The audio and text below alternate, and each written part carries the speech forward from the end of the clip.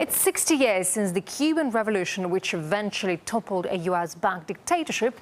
It marked a turning point not only for the island, but all of Latin America, where anti-Washington sentiments have grown ever since.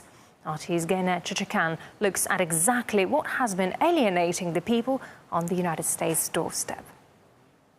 Latin American leaders' defiant speeches against the U.S. are a regular occurrence these days.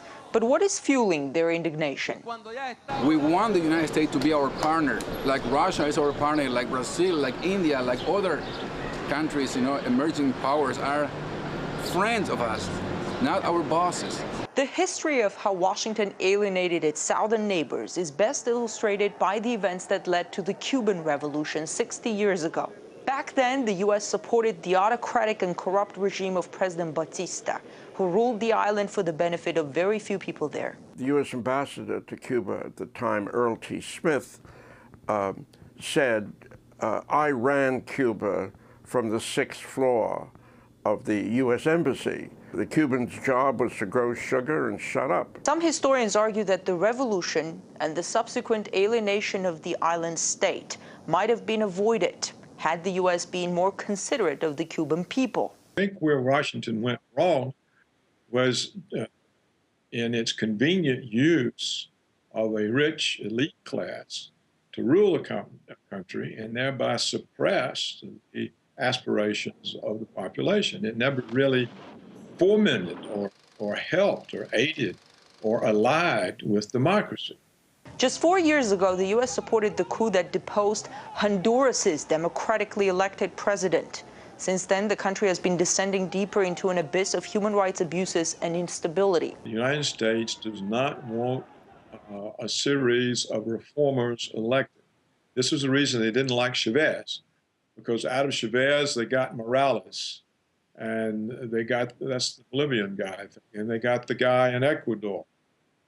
And so if they get another one in Honduras, then that sort of starts the whole domino effect. Chavez's nationalization of the country's oil industry, as well as his subsidized oil shipments to Cuba, have irritated Washington for years.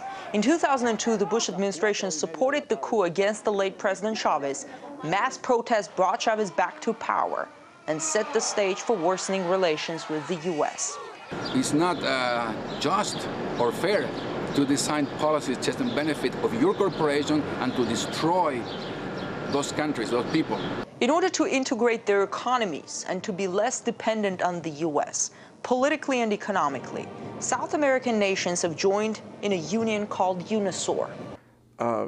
What you have is a desire on the part of the region to have its own foreign policy and its own economic policy. They don't want to be manipulated, and they want to be respected. By having looked at Latin America as its backyard to which it can dictate policies, Washington has alienated the people in a host of those countries, people who would otherwise have nothing against the U.S.